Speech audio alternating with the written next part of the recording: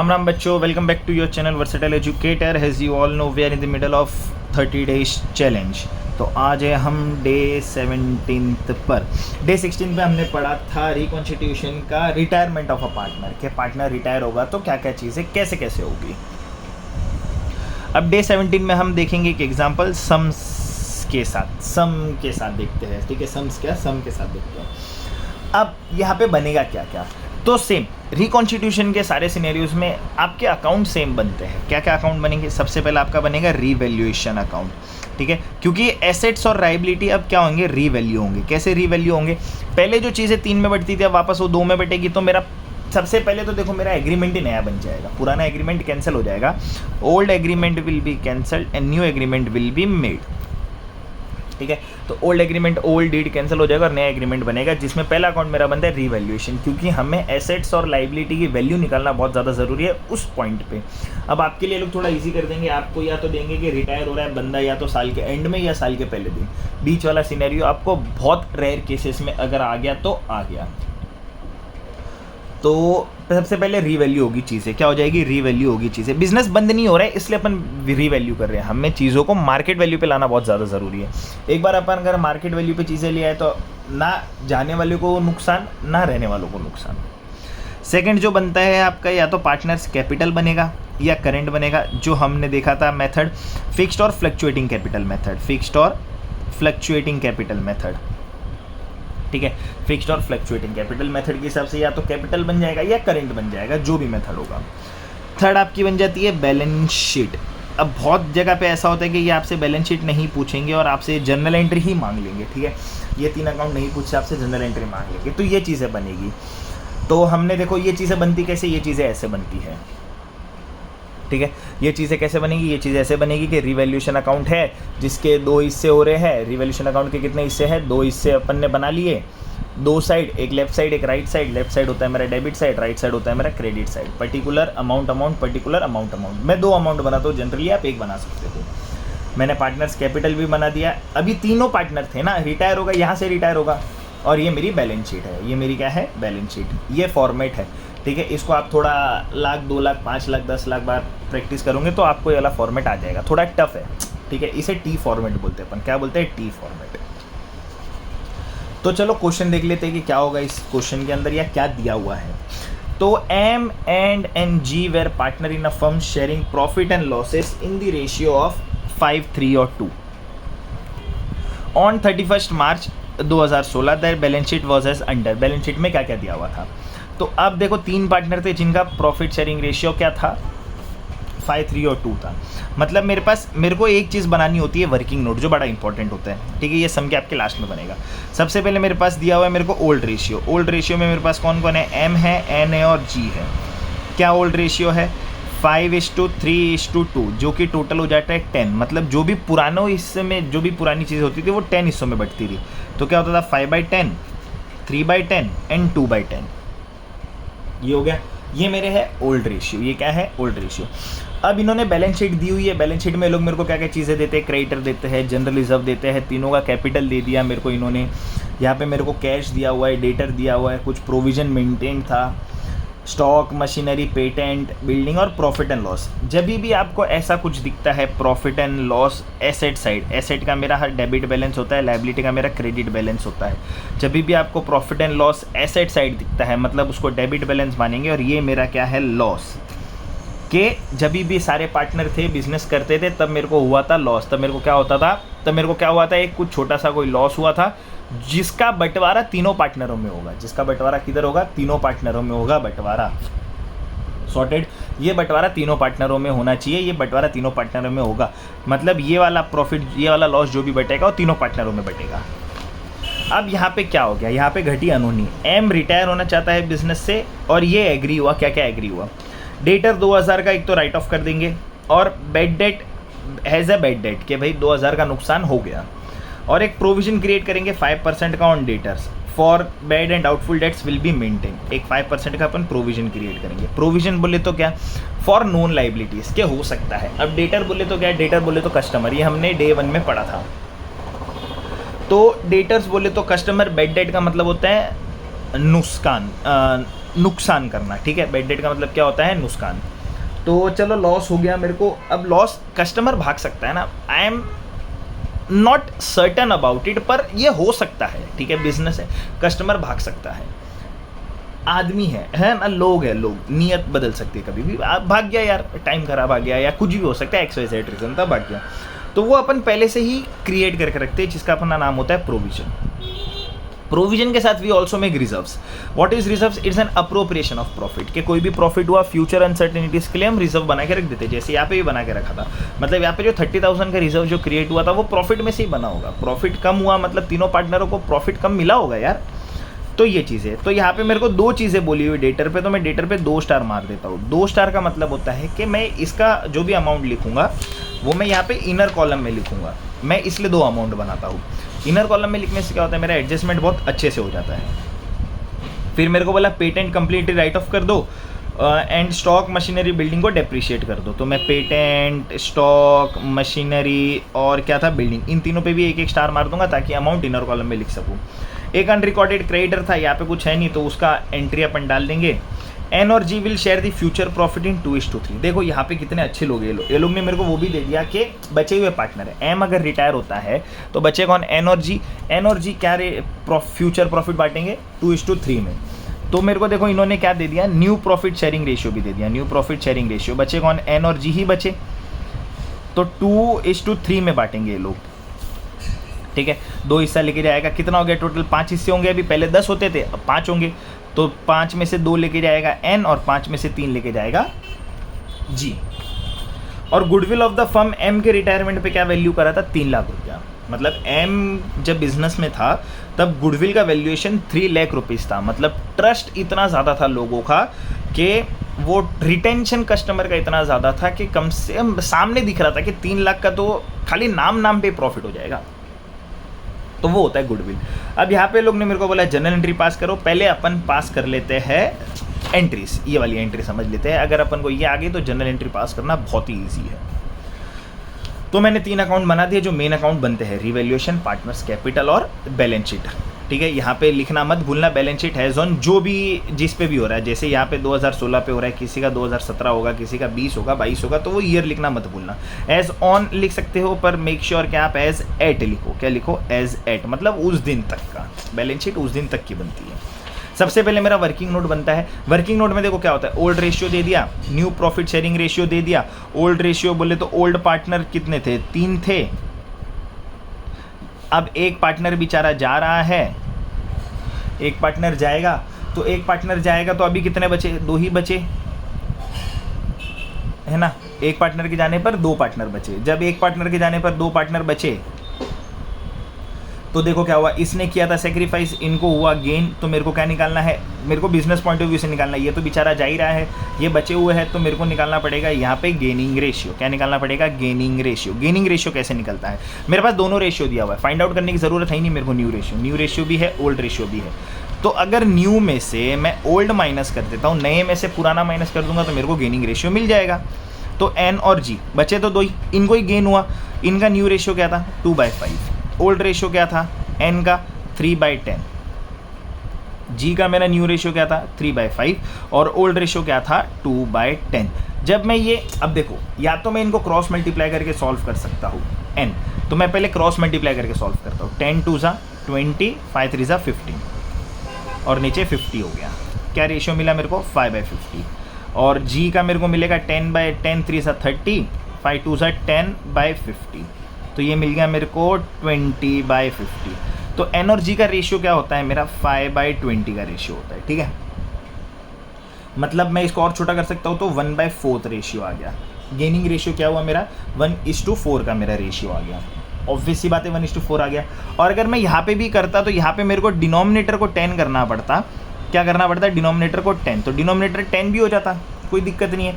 तो यहाँ पे 4 हो जाता, 4 - 3 हो जाता, कितना होता, 1/10, और यहाँ पे कितना होता, 3 2 ज़ा 6 - 2 4/10। तो देखो रेशियो तो मेरा दोनों, मैं क्रॉस मल्टीप्लाई करूँ या मैं डिनोमिनेटर सेम करके करूँ, मेरा रेशियो सेम आएगा 1:4 का। तो what is my gaining ratio overall year, gaining ratio is my 1:4। ये 1:4 में बटेगा गुडविल, ठीक है, क्योंकि ये जो गेन हुआ उसी का तो गुडविल मांग रहे हैं, है ना। ये गेन किसके वजह से हुआ, इसके वजह से हुआ, इसने सेक्रीफाइस किया तभी इन दोनों को गेन हुआ 1:4 में। तो जो भी गेन हुआ 1:4 में, देखो गेनिंग रेशियो को जब मैं प्लस भी करता हूँ ना तो मेरे को आएगा तो 5 ही आएगा, जो एम अपना हिस्सा छोड़ के जा रहा है, ठीक है। एम ने जितना हिस्सा छोड़ा वही तो गेन हुआ। तो देखो 1 और 4 को जब मैं प्लस भी करता हूँ गेनिंग रेशियो को 1/10 प्लस 4/10, जो मेरा यहाँ से आया, जो डिनोमिनेटर सेम करने से आया, तो ये कितना आया 5/10। देखो आ गया ना 5/10। तो जो एम छोड़ के जाएगा, जो पार्टनर जा रहा है जो छोड़ के जाएगा, वही तो इन दोनों के लिए गेन होता है, पर इन दोनों का गेनिंग रेशियो निकालना पड़ता है। तो ऐसे बंटवारा होगा गेनिंग रेशियो का। ये भी हो गया। अब गुडविल का वैल्यूएशन था 3 लाख रुपीज़।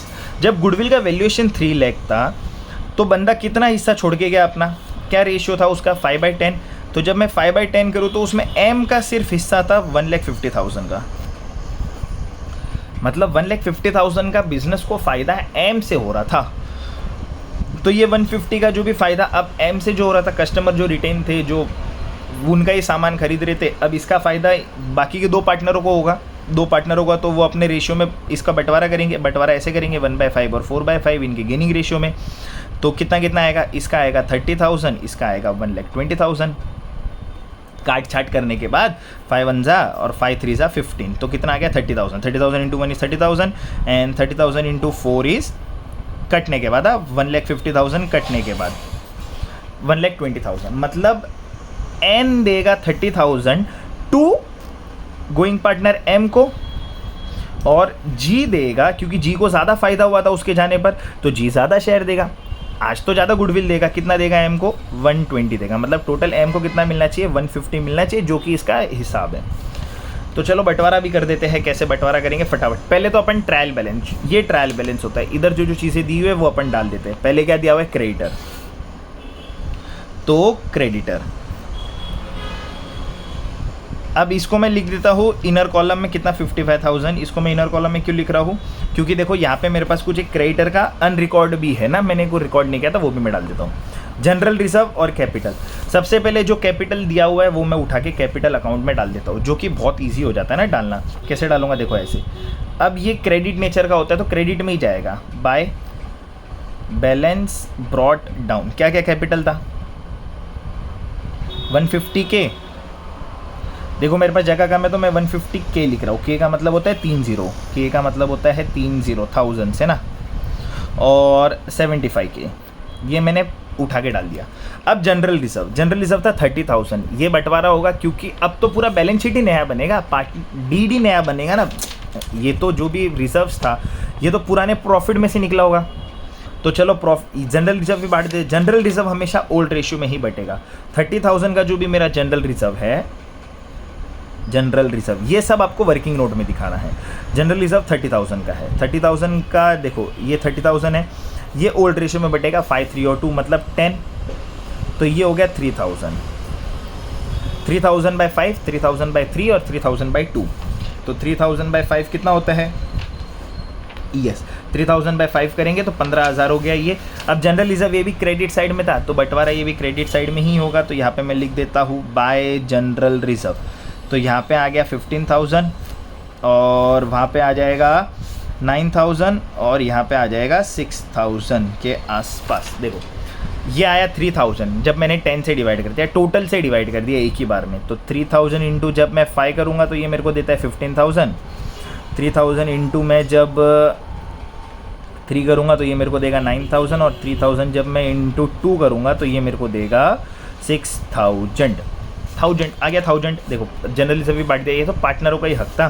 कैपिटल में ऑलरेडी लिख चुका हूँ, मतलब लाइबिलिटी वाला पार्ट मैंने देखो लिख दिया 1 2 और 3। क्रेडिट था, क्रेडिट में डाल दिया। अब एसेट लिख लेते कैश।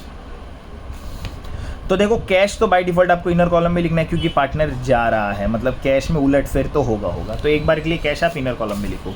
फिर आपको दिया हुआ है डेटर्स। डेटर्स मेरे लिए मैं बीच में लिखता हूँ डेटर्स जनरली। क्यों डेटर्स बीच में लिखता हूँ, क्योंकि ये मेरे लिए वर्किंग कैपिटल में भी काम आता है और ये मेरे लिए फिक्स एसेट नहीं है ना। तो डेटर कितना दिया हुआ है, मैं लिखता हूँ यहाँ पे 45,000। इनर कॉलम का अमाउंट इनर कॉलम में डाल दिया क्योंकि 2 स्टार मार्क था।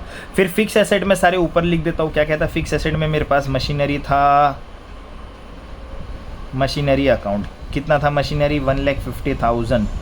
ठीक है। इनर कॉलम में लिखा, क्यों इनर कॉलम में लिखा, क्योंकि मेरे को पता है कि ये क्या होने वाला है, इस पे स्टार मार्क है और कुछ ना कुछ तो इस पे घटेगा। बिल्डिंग पे भी मैंने 1,100,000 है ना, 100K मैंने बिल्डिंग भी अंदर लिख दिया, मशीनरी भी लिख दिया मैंने, स्टॉक पे भी कुछ तो स्टार मार्क है, मैंने वो भी इनसाइड कॉलम में लिख दिया 50K, पेटेंट पे भी स्टार मार्क है, वो भी मैंने अंदर लिख दिया 30K, और 1 2 3 4 4 थे, 1 2 3 4 चारों आ गए। अब बचा प्रॉफिट एंड लॉस, ये तो लॉस ही है, ये भी बंटवारा होना चाहिए। देखो लॉस बंटवारा होगा, पार्टनरों में बंटवारा होगा, क्योंकि पुराना लॉस खत्म तो करना पड़ेगा अपन को, टू प्रॉफिट एंड लॉस, क्योंकि ये एसेट साइड था। लाइबिलिटी साइड होता तो क्रेडिट साइड जाता, क्योंकि वो प्रॉफिट होता। अब बटेगा, ये भी पुराना लॉस था तो तीनों पार्टनरों में ही बटेगा, ठीक है। तो 2500 डिवाइड बाई 10 कर दूंगा, क्योंकि 10 ही है। तो 2500 को जब मैं बंटवारा करता हूँ तो एक को आता है 12,500, दूसरे को आ जाएगा 7,500 और तीसरे को आ जाएगा 5,000। कैसे आया देखो, टोटल मेरा लॉस क्या था, टोटल मेरा लॉस था 25,000 का। अगर मैं ओल्ड रेशियो की बात करूँ तो 5, 3 और 2, क्या था ओल्ड रेशियो 10, तो मैंने डिवाइड बाई 10 कर दिया। मतलब एक हिस्सा हो गया 2,500 इंटू 5, 2,500 इंटू 3 एंड 2,500 इंटू 2। जब मैं ये करता हूँ तो इंटू 2 करूँगा 2,500 से, तो वो 5,000 हो गया, ये 7,500 हो गया और ये हो गया 12,500, 12.5 की, जो कि मैंने लॉस बांट दिया। ट्रायल बैलेंस बांटना बड़ा आसान है, ठीक है, ट्रायल बैलेंस में कोई दिक्कत नहीं होती। अब देखो यहाँ पे क्या बोला है, सबसे पहला एम रिटायर हो गया, मेरे को बड़ा दुख है एम रिटायर हुआ। तो एम रिटायर होने पर हमने ये सारी चीज़ें तो निकाली दी ना, कि यहाँ पे मेरे को new profit sharing ratio already दिया हुआ था, मैंने गेनिंग रेशियो निकाल दिया, जिससे मैंने गुडविल भी फाइंड कर लिया। तो अब डेटर 2,000 का तो पहले तो राइट ऑफ कर दो, 2,000 का डेटर राइट ऑफ करते ही मैं यहाँ से 45 में से 2,000 का डेटर माइनस कर दूंगा। क्या माइनस कर दूंगा, किस नाम पे कर दूंगा, बेड डेट, क्योंकि दिया ही बेड डेट के नाम पर ही है। 2,000 का बेड डेट हो गया, 2,000 का क्या हो गया, बेड डेट। अब बचा कितना, डेटर्स 43,000 डेटर्स बच गए। सेकेंड एंट्री, क्योंकि लॉस है, एसेट कम हुआ है ना, अब सेम ही सिनेरियो है, एसेट बढ़ेगा तो फ़ायदा, एसेट घटेगा तो लॉस, फ़ायदा और लॉस। लाइबिलिटी बढ़ेगी तो उधार बढ़ रहा है तो मेरे लिए लॉस है, और लाइबिलिटी घटेगी तो मेरे लिए फ़ायदा है। सेम सिनेरियो था, वही एडमिशन वाला। अब यहाँ पे एसेट देखो कम हुआ 2,000 से, तो मेरे को नुकसान हुआ, तो मैं क्या बताऊँगा यहाँ पे, 2 बैड डेट्स, है ना, क्या बताऊँगा यहाँ पे, 2 बैड डेट्स 2,000 का, ये मैंने बता दिया, बेड डेट्स 2,000 का बेड डेट बता दिया, ठीक है। अब देखो कैसे क्या सीन होता है, जब मैंने बेड डेट बताया 2,000 का, तो वो मैं तो मेरे को तो वैसे ही बताना था, क्योंकि ये मेरा लॉस है ना, ये मेरा क्या है, ये मेरा लॉस है 2,000 का। अब इन्होंने मेरे को और क्या बोला हुआ है, इन्होंने मेरे को एक चीज़ और बोली हुई है, एक चीज़ इन्होंने मेरे को और क्या बोली है कि रिमेनिंग डेटर्स में ना provision of 5% on debtors for bad and doubtful debts will be maintain. तो अब देखो बचा कितना, 43, रिमेनिंग 43 है, इस पे मेरे को 5% का क्या क्रिएट करना है, प्रोविजन। जब मैं 43,000 पे, मैं बोल रहा हूँ कि और नुकसान हो सकता है, होगा, फ़ायदा ज़रूरी नहीं है पर हो सकता है। 5 3 15, 5 4 20 और 1 is 21, ठीक है। मतलब इतना मेरे को प्रोविज़न क्रिएट करना है, इतना मेरे को क्या क्रिएट करना है, प्रोविज़न। तो चलो देखते हैं क्या सीन है। पहले से प्रोविज़न 5,000 का क्रिएटेड था, 5,000 का प्रोविज़न ऑलरेडी क्रिएटेड है, ठीक है। अब इस प्रोविज़न क्रिएट करने पर मैंने 2,000 का मेरे को लॉस हुआ, तो मैंने प्रोविज़न से ही काट दिया। मैंने प्रोविज़न बनाया इसलिए था कि लॉस होगा, ठीक है, ये मैंने प्रोविज़न से ही कम कर दिया। अब मेरे पास अभी भी प्रोविज़न में 3,000 पड़ा हुआ है। ये लोग मेरे को बोल रहे हैं कि जो भी आपका रिमेनिंग डेटर बचा उस पर आपको 5% मेंटेन करना है। रिमेनिंग डेटर मेरा कितना बचा था, 43,000 का बचा था। रिमेनिंग डेटर मेरा कितना बचा था, 43,000। जब मैं इस पे क्रिएट करता हूँ 5%, तो 5% मेरा क्रिएट होता है 2150। यहाँ पे मेरे पास प्रोविजन में अभी भी कितना अमाउंट पड़ा हुआ है, 43,000 का अमाउंट पड़ा हुआ है ना, 43 नहीं 3,000 का अमाउंट, और मेरे को क्रिएट करना है 2150। क्या मैं इसमें से क्रिएट कर सकता हूँ, ऑब्वियस ही बात है, जो इसमें से क्रिएटेड है, जो है ऑलरेडी उसमें से क्रिएट करो ना। बचा कितना, 850। यहाँ पे 850 का हमें होता है प्रॉफिट, क्योंकि हमने जो पहले सोच के रखा था उसके अलावा हमें क्या हुआ, फ़ायदा हो गया। हमें क्या हो गया, फ़ायदा हो गया। कितने का फ़ायदा हुआ, 850 का। हमने क्या किया, जो ऑलरेडी प्रोविज़न क्रिएटेड था, जो ऑलरेडी प्रोविज़न क्या था, क्रिएटेड था, उसमें से हमने माइनस किया ना, हमने नया बनाया, हमें पता चला 2150 का क्रिएट करना है, मेंटेन करना है प्रोविज़न। पूरा नया मेंटेन करता तो लॉस होता, पर ऑलरेडी 5,000 क्रिएटेड था, 2,000 मैंने उसमें से पहले से ही निकाल दिया कि लॉस है मेरे लिए, क्वेश्चन में दिया हुआ था लॉस। उसके बाद मैंने जब रिमेनिंग डेटर्स पे मैंने निकाला तो मेरे को पता लगा 2150 ही प्रोविजन क्रिएट करना है, क्योंकि लॉस उतना ही हो सकता है, चांसेस उतने के, ज़्यादा के नहीं है। तो 3000 में से जब मैंने 2150 निकाला तो 850 का मेरे को हो गया फ़ायदा। देखो अब प्रॉफिट हुआ है तो प्रॉफिट तो रिवैल्यूएशन के क्रेडिट साइड आना चाहिए, तो इधर आएगा बाय PDD। कितने का प्रॉफिट हुआ मेरे को यहाँ पे 850 का, तो देखो 850 फ़ायदा हो गया मेरे को यहाँ पे। तो यहाँ पे जब मैं न्यू प्रोविज़न क्रिएट करूँगा तो क्या बताऊँगा, इधर न्यू PDD या न्यू RDD जो भी आप बताओ, रिजर्व फॉर डाउटफुल डेट। अब यहाँ पे तो क्रिएट होना चाहिए 2150, तो यहाँ पे देखो मैंने टोटल नंबर लिया था तो मेरा माइनस ही उतना ही हुआ है। हाँ, अब आप अगर यहाँ पे चालू ही 40 से करते, कैसे करते 40 से करते, तो आपको 850 प्लस करना पड़ता। आपको क्या करना पड़ता है 850 प्लस। अगर आपका स्टार्टिंग पॉइंट 40 होता, मतलब आपने 5000 का इफेक्ट आपने वर्किंग नोट में दे दिया है, तो 850 आपके लिए प्लस होता है। यहाँ पे 850 क्या होता है प्लस। तो अमाउंट तो 4850 बाहर आना चाहिए था, अभी भी 4850 आ रहा है। देखो 41000 इधर बच गया, 150 और माइनस करूँगा तो 4850 आ गया मेरा अमाउंट, 4850 अमाउंट बाहर आ गया। तो दोनों सिनेरियो में तो सेम ही आएगा अमाउंट, दोनों सिनेरियो में क्या आएगा सेम। ये समझ गए। चलो बाकी तो बहुत ही आसान है। पेटेंट को कम्प्लीटली राइट ऑफ कर दो। पेटेंट कम्प्लीटली राइट ऑफ होते ही मतलब पेटेंट पूरा का पूरा राइट ऑफ हो जाएगा। रिटर्न ऑफ लिखो या यहाँ पे लिख दो रीवैल्यू। रीवैल्यू बोले तो पूरा का पूरा रीवैल्यूएशन हो जाएगा। 30,000 का पेटेंट दिखेगा ही नहीं। अकाउंट्स में ब्रैकेट का मतलब होता है कि माइनस हो जाना, तो अब यहाँ पे बचा नील। पूरा लॉस हो गया, एसेट पूरा ही खत्म हो गया, तो लॉस होने पर रीवैल्यूएशन के डेबिट साइड टू पेटेंट्स कितना 30 के। फिर मेरे को बोला कि स्टॉक मशीनरी और बिल्डिंग को 5% से डेप्रिशिएट कर दो। स्टॉक मशीनरी और बिल्डिंग 5% से डेप्रिशिएट हो जाएगा। तो देखो डेप्रिशिएट होना मतलब वैल्यू कम होना। अब यहाँ पे आप डेप्रिसिएशन लिख सकते हो या आप लिख सकते हो रीवैल्यूएशन, ठीक है, दोनों में से कुछ भी लिख सकते हो, डेप्रिसिएशन या रीवैल्यूएशन, डेप्रिसिएशन या रीवैल्यूएशन। 5% बोले तो एक जीरो हटा के हाफ कर दो उन सारी चीज़ों का। 1,50,000 का एक जीरो हटाऊंगा तो 15,000, उसमें से हाफ करूंगा तो 7.5 के कम हो जाएगा। 1 लाख में से एक जीरो हटाऊंगा तो 10,000, उसका हाफ करूंगा तो 5 के हो जाएगा 5,000। 50K को 5,000 एंड 2,500। तो देखो इतना कम कर दिया। जब मैं इतना कम करूंगा तो मेरे लिए देखो एसेट तो सभी कम हो गए। तो to stock account, to machinery account और टू बिल्डिंग अकाउंट, तो जो कम हुआ वो तो सब मेरे लिए लॉस ही है फिलहाल। तो चलो मैंने वो लॉस में डाल दिया। क्या क्या लॉस हुआ मेरे को, स्टॉक पे लॉस हुआ मेरे को 2.5K का, मशीनरी पे लॉस हुआ मेरे को 7.5K का, और यहाँ पे मेरे को लॉस हुआ 5K का। मैंने डाल दिया, एसेट पे कम होते ही मैंने डाल दिया। तो देखो सेकेंड एंट्री भी हो गई, दोनों इफेक्ट हो गया मेरा। अनरिकॉर्डेड क्रेडिटर थे 10,000 के, उसको अकाउंट में ले आओ। अब एक लाइबिलिटी और बढ़ गई, अनरिकॉर्डेड क्रेडिटर के नाम पे अकाउंट में लाएंगे तो यहाँ पे क्या लिखेंगे अनरिकॉर्डेड क्रेडिटर या फिर रिवैल्यूएशन। इधर भी कितना 10,000 का। अब यहाँ पे माइनस नहीं होगा, यहाँ पे प्लस होगा। लाइबिलिटी बढ़ना मतलब मेरे लिए लॉस, वापस लॉस है।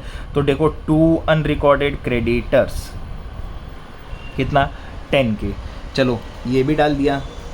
अब तक मेरे को क्या हुआ है ना, अब तक मेरे को यहाँ पे कोई ऐसा फ़ायदा दिख नहीं रहा है। देखो पार्टनर के जाने पर लॉस ही लॉस है, पार्टनर के जाने पर क्या है लॉस ही लॉस है। अब जब इतना लॉस है तो ये मैं करूँगा क्या, तो लॉस बंटवारा होगा। लॉस क्या होगा, लॉस का बंटवारा होगा। कैसे बंटवारा होगा वो देख लेंगे अपन बाद में। फिर बचा गुडविल। अब गुडविल बांटने के लिए तो देखो एक ही गुडविल बचा। गुडविल का सिनेरियो में यहाँ पे पहले से ही सॉर्ट कर चुका हूँ कि 30,000 M को कौन देगा, N देगा, और 120 देगा G। इसकी एंट्री क्या होती है, इसकी एंट्री देखो बहुत नॉर्मल सी एंट्री है गुडविल की। अब देंगे तो देखो जिनको गेन हुआ वही देंगे, बिजनेस क्यों पे करेगा इसका। तो गेन किसको हुआ, N और G को, तो अपन N और G से लेके M को दे देंगे। ये मेरी एंट्री हो गई। N और G का डेबिट हो जाएगा और M को दे देंगे। तो N और G के डेबिट में दिखाएंगे अपन, क्या दिखाएंगे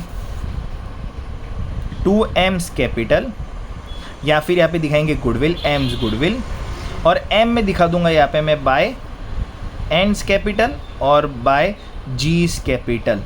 अमाउंट की बात, M को कितना मिलना चाहिए था, M को देगा कौन देगा, N देगा एक तो, और G C देगा, N देगा और G देगा, ठीक है। ये है M, ये है मेरा N और ये है G। अब M को मिलना चाहिए, M को कौन देने वाला है, N देगा 30,000, G देगा 120K।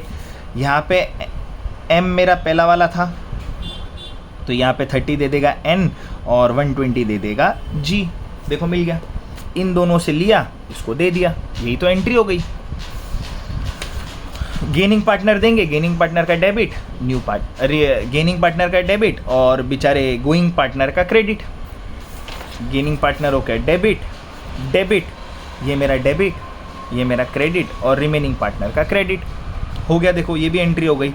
तो ऐसे करके मैं रिटायरमेंट की एंट्री डालता हूँ। अब यहाँ पे सबसे पहले क्लोज करने की जब बारी आती है तो मैं रीवैल्यूएशन क्लोज करूँगा। देखो रीवैल्यूएशन में तो डेबिट ज़्यादा है, डेबिट ज़्यादा होते ही मेरे को हो जाता है लॉस। तो जब मैं सारी चीज़ें प्लस करता हूँ तो यहाँ पे लगभग मेरे को है ना कुछ चीज़ मिलता है। तो अब मेरे को जब चीज़ें कुछ मिलती है तो वो मेरा कुछ प्लस होगा और माइनस होगा। जब प्लस होगा तो आप या तो ये कर सकते हो, अब मैंने बेड डेट यहाँ पे दिखाया है, मैंने प्रोविजन से नहीं काटा है क्योंकि मैंने यहाँ पे पूरा 45,000 का अमाउंट दिया था। आप 40 लेते हो, जब आप 40 लोगे तो आपका इधर 2,000 नहीं आएगा, तो अमाउंट वैसे चेंज हो जाएगा। आपने 40 लिया तो आपका अमाउंट वैसे चेंज हो जाएगा क्योंकि आपने प्रोविजन आपने अभी क्रिएट नहीं किया, वो ऑलरेडी क्रिएटेड था, आपने उसमें से ही माइनस किया है, आपने उसमें से ही क्या किया है, माइनस। तो जब आप 40 दिखाओगे तो ये 2,000 दिखाने की ज़रूरत नहीं है, ठीक है, क्योंकि ये लॉस आपको तभी नहीं हुआ ना। तो ये 2,000 अगर नहीं भी दिखाओगे तो आपका काम फिर भी चल जाएगा। अगर ये 2,000 छोड़ूँ, मैं 40 दिखाऊँ और मैं 2,000 छोड़ूँ तो मेरा अमाउंट लगभग आएगा इधर 55K का, ठीक है। उसमें से मैंने अगर 850 माइनस किया तो मेरे को लॉस हुआ 54,150 का। अब यहाँ पे तो 3 पार्टनर थे, एम, एन और जी, तो तीनों में बंटवारा हो जाएगा। तो बाय इधर क्या आ जाएगा, loss on revaluation transfer to partners capital account. कितना होगा उनके ओल्ड रेशियो में, 27,075, 5, 3 और 2 में 16,245 और यहाँ पे हो जाएगा मेरा लगभग 10,830। अब ये लॉस है तो लॉस में यहाँ पे बांट दूंगा। यहाँ पे कैसे आ जाएगा, टू रिवैल्यूएशन अकाउंट और ब्रैकेट में लॉस। यहाँ पे बंटवारा करते हैं, 27,075 का लॉस एम बेयर करेगा, 16,245 का एन बेयर करेगा और 10,830 का ये बेयर करेगा तीसरा पार्टनर। अब ये टोटल करने की बारी आती है। जब ये टोटल करेंगे तो देखेंगे डेबिट ज़्यादा है कि क्रेडिट ज़्यादा है। जब अपन डेबिट और क्रेडिट सारी चीज़ें करते हैं, ठीक है, मैं एम क्लोज करता हूँ। एम जब मैंने क्लोज किया तो मेरे को यहाँ पे 150, 15,000, 30 के 120, 3 लाख तो यही हो गया। तो 3,15,000 के आसपास का मेरे को फिगर मिलता है। 3,15,000 के आसपास का फिगर है क्रेडिट साइड में, और इसमें भी लगभग यहाँ पे 30 और ये है तो ये भी इस साइड ही ज़्यादा है। 125 के 1,25,000 और 9,000 ये होता है 134 के, और यहाँ पे भी इसी साइड ज़्यादा है 5 के 120 के, नहीं यहाँ पे देखो ज़्यादा है। तो जी का डेबिट ज़्यादा है, जी का क्या ज़्यादा है, डेबिट, क्रेडिट से डेबिट ज़्यादा है, मतलब जी से अपन पैसा लेंगे। तो अब पहले मेरे को मेन एम का देखना है। जब मैंने एम का दोनों साइड लिख दिया 315, क्योंकि यही बेचारा जा रहा है 315 में, मैंने जब ये दोनों उससे जो भी चीज़ें लेनी थी, एक तो लेना था मेरे को लॉस 12,500 का और 27,075, ये माइनस करूँगा तो मेरे को इसको पे करने को आएगा 2,75,425, ठीक है। अब यहाँ पे मेरे को इन्होंने कुछ बोला नहीं है कि जो पार्टनर जा रहा है उसको आप कैसे पे करोगे। जब मेरे को यहाँ पे कोई भी चीज़ ऐसी रिवील नहीं की हुई है कि पार्टनर जा रहा है तो उसको आप कैसे पे करोगे, तो मैं सीधा एक क्या क्रिएट कर देता हूँ, मैं एक है ना लोन अकाउंट क्रिएट कर देता हूँ। जब मेरे को कुछ भी नहीं बोला है तो मैं कैश में तो ऑब्वियसली बात है नहीं पे करूँगा, क्योंकि मेरे को अब तक कुछ यहाँ पे बोला नहीं है। तो मैं यहाँ पे एक लोन अकाउंट क्रिएट कर दूंगा कि एम बेचारा जा रहा है और एम अगर जाएगा तो उसे अपन लोन में पे कर देते। अब जैसे लोन है मतलब बिजनेस के ऊपर एक क्या दिख रही है, लाइबिलिटी दिख रही है, देखो तो M's loan account, M loan account जब मैं डालूंगा तो 275,425, एक बिजनेस का क्या बढ़ गया, लोन बढ़ गया, एक बिजनेस का क्या बढ़ गया, लोन। बैलेंसिंग फिगर हो जाता है ना। एम ही रिटायर हो रहा था, इसलिए मेरा मेन फंडा एम का है। मेरे को एम देखना है कि मेरे को एम को कितना पैसा देना है, एम जाएगा तो उसको पैसा देना पड़ेगा, ठीक है। अब फिर रिमेनिंग पार्टनर को जब मैं क्लोज करता हूँ तो यहाँ पे आ जाएंगे वो कैपिटल अकाउंट में, उनका बैलेंस तो यहाँ पे दिखेगा ना, एन और जी का। क्यों दिखेगा एन और जी का, एन और जी का इसलिए दिखेगा क्योंकि एन और जी तो मेरे कंटिन्यूइंग पार्टनर है, एन और जी मेरे क्या पार्टनर है, कंटिन्यूइंग।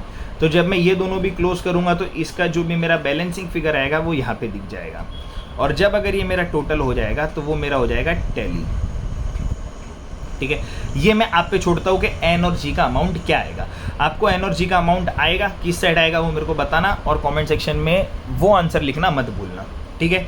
तो ये था मेरा रिटायरमेंट का सम कि रिटायरमेंट होगा कैसे। मेन ध्यान रखना एम कैसे क्लोज होगा। एम बोले तो वो पार्टनर जो पार्टनर रिटायर हो रहा है तो उसका गुडविल कैसे बटेगा वो भी हमने बांट दिया, उसमें चीज़ें कैसे बटेगी वो हमने सारी चीज़ें कर दी, है ना। तो ये था मेरा रिटायरमेंट का सम। होप सो वीडियो आपको अच्छी लगी होगी, आपको कुछ समझा होगा, और इसका आंसर कमेंट सेक्शन में लिखना ना भूले, ये मैं आप पे छोड़ता हूँ, ठीक है।